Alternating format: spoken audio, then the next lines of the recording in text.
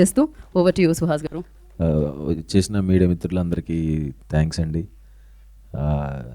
అంబాజీపేట తర్వాత అసలు నాకు కొంచెం మినిమం నెంబర్ కూడా కనపడకపోయాడు, కొంచెం భయం వేసింది.